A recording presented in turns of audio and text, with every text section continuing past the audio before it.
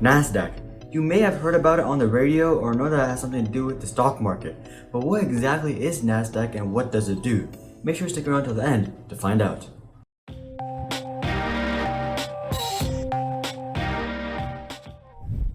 Welcome to Hari's Hobbies. Nasdaq is a global electronic marketplace for buying and selling securities. It is also a benchmark index for US stocks. It stands for National Association of Securities Dealers Automated Quotations. In essence, it is a platform on which people trade stocks. So, how exactly does Nasdaq work? Well, Nasdaq handles the exchange of stocks between buyers and sellers using highly remarkable and reliable computers. There are three main parts that make up the Nasdaq Stock Exchange. The first of which is the interface. This is simply the place where broker-dealers and traffic controllers gain access to the system. The second part is the matching system. This is the system that matches buyers and sellers when their prices match. For example, let's say the lowest selling price for a specific stock is 100 shares for $11 a share, and the highest buying price is $10.80 for 50 shares. At this point, the matching system will determine that there are no matches and the buyers and sellers will have to continue to wait. But now let's say there's a new buyer who's willing to pay $11.05 per share for 50 shares. The computer will match this person with the person who is trying to sell 100 shares for $11 each, and the buyer will only have to pay $11 per share. And both parties are happy. The seller will be able to sell half of his shares for the price that he wanted to, and the buyer will get a slight discount than what he was willing to pay for it. The last and most complex part is quote services. Quote services uses supply and demand and current pricing information along with several complex algorithms and matching engine data to provide up-to-the-minute price data to the world. That's a very simplified version of what the Nasdaq platform does, and as you can already see, it's very similar to the New York Stock Exchange. But why was Nasdaq even established if it's so similar to the New York Stock Exchange? Well, when Nasdaq was established, it was the first recognized electronic stock market. In other words, you don't have to go to a physical location in order to trade stocks like was the New York Stock Exchange.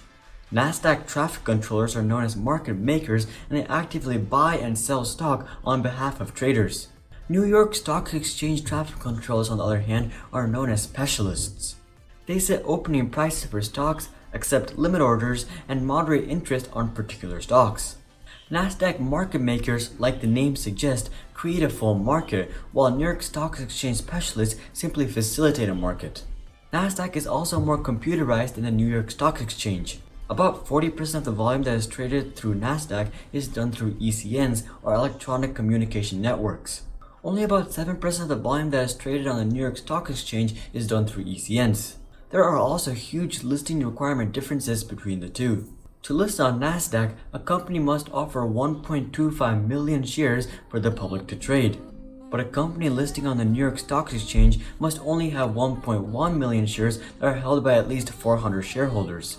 Also, New York Stock Exchange listed companies must have at least a per share value of $4 and a market value of at least $40 million.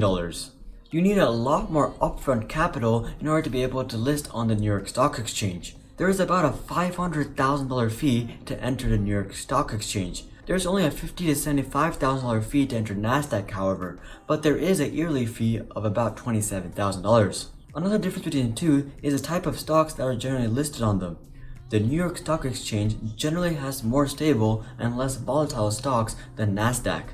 For example, the New York Stock Exchange has stock from companies such as Coca-Cola, Walmart, and Citigroup, which are unlikely to change a whole lot in a given day.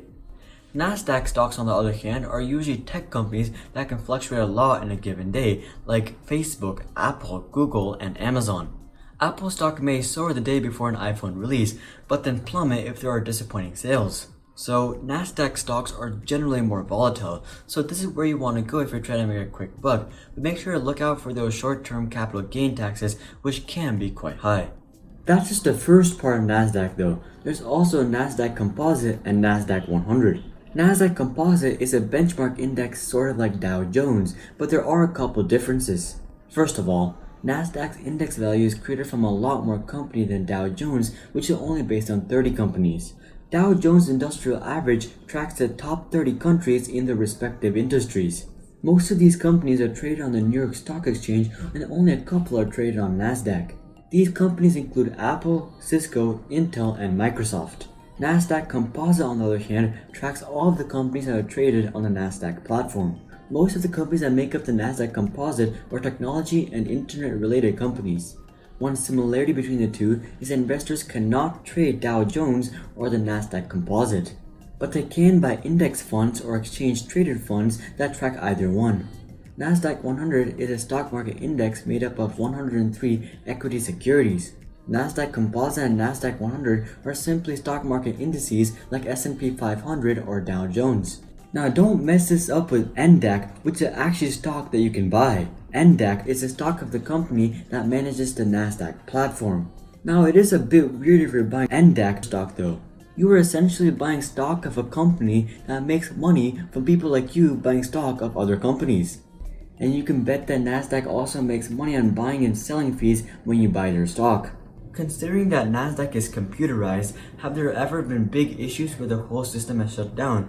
And the answer to that is yes, but it is very, very rare.